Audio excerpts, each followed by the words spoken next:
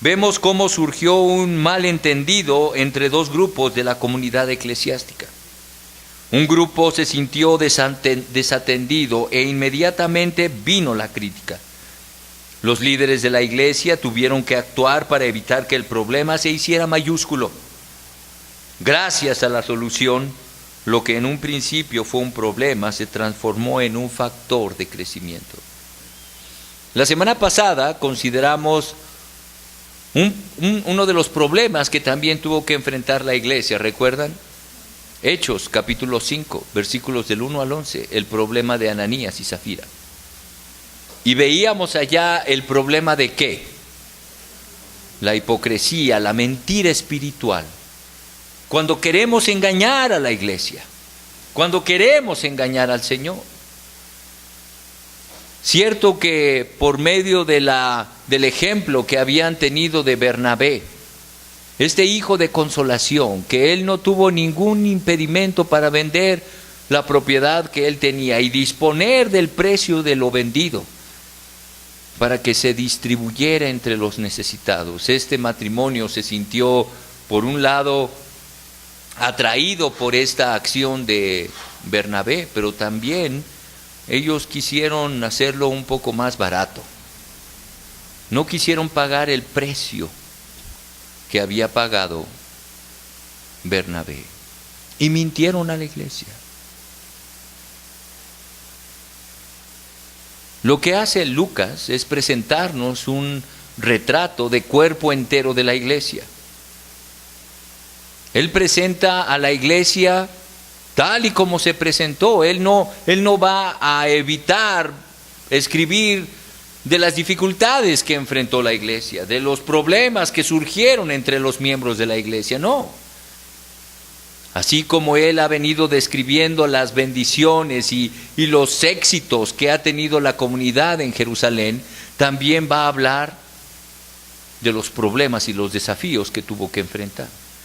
Y si en capítulo 6 se habla del asunto de la hipocresía espiritual y sus efectos, en capítulo 6, estos primeros 7 versículos nos habla acerca del chisme. Hubo murmuraciones de los hermanos.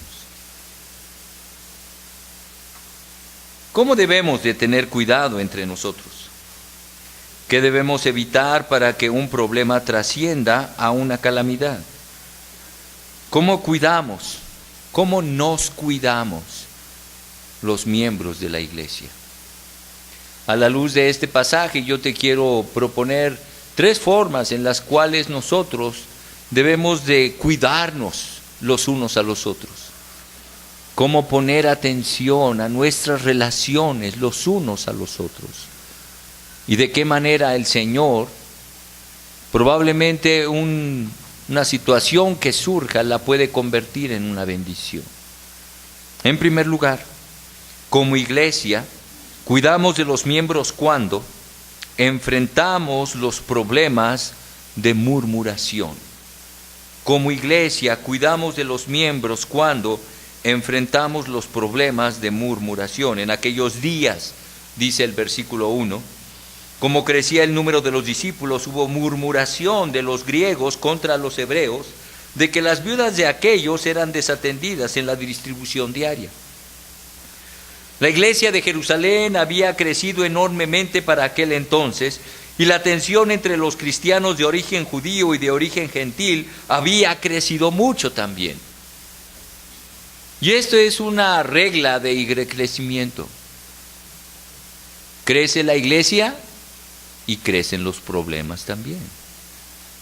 Los problemas son directamente proporcionales al número de asistentes de la iglesia. Entonces, si una iglesia está creciendo, los problemas también van a crecer. Va a haber problemas de todo tipo. El asunto es que nosotros podamos enfrentarlos. Era una iglesia que estaba compuesta por una diversidad de estratos sociales, la iglesia de Jerusalén. Había estratos sociales, estratos raciales, culturales. Estaba compuesta por gente de distintos gustos y apreciaciones. En una palabra, era una iglesia conformada por diferentes tipos de gente. Pero pronto hubo un descontento de uno de los grupos. El problema era la distribución de la ayuda de la iglesia entre las viudas de origen gentil. Las viudas que eran de origen gentil se empezaron a sentir menospreciadas por los líderes que no les estaban dando a ellas la atención necesaria. El problema era la distribución de la ayuda de la iglesia entre las viudas de origen gentil. ¿Recuerdan? Hace 8 días y hace 15 días hablábamos de esta comunidad de bienes que había en la iglesia, en donde la gente ponía sus bienes y ponía el dinero a disposición de los líderes para que ellos pudieran distribuir entre los necesitados la ayuda necesaria para suplir sus necesidades. Pues bueno, este grupo de hermanas de origen gentil, de griegas, dice aquí la palabra, empezaron a sentirse como relegadas, que no les daban exactamente lo que deberían de darles. Esto aumentó la tensión entre los dos grupos y la comunión espiritual entre ellos y Dios se afectó. Fueron aparentemente problemas de ámbito social lo que ocasionó la tensión entre los cristianos gentiles y judíos. Pero lo que afectó enormemente a la iglesia fue, y es lo que Lucas está describiendo aquí, es la murmuración. Porque es lo que dice el texto.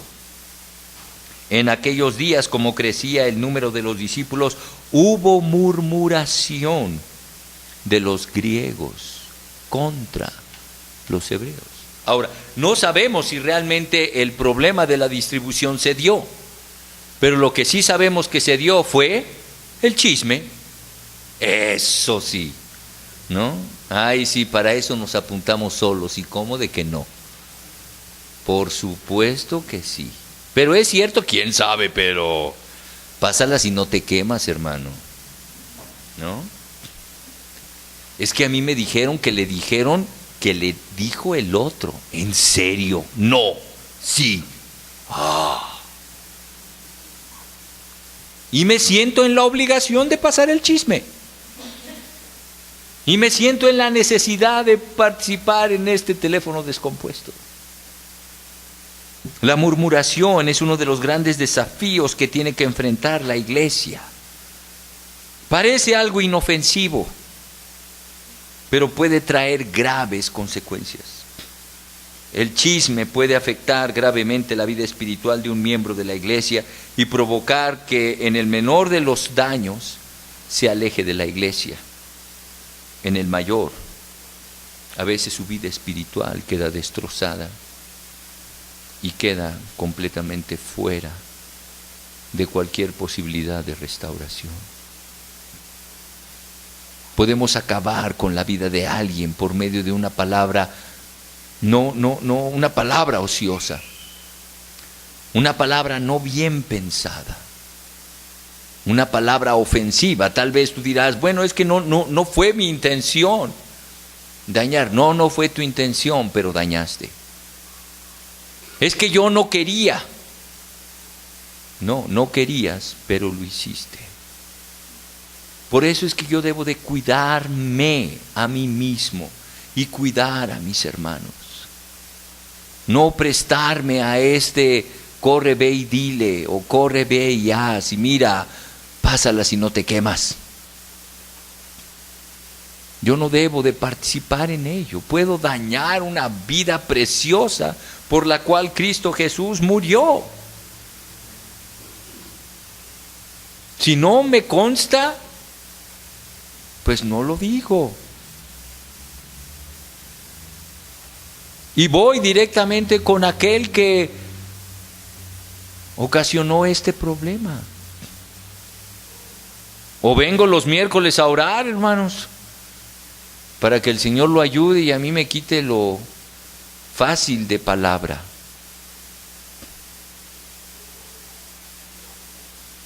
Un joven discípulo de un filósofo sabio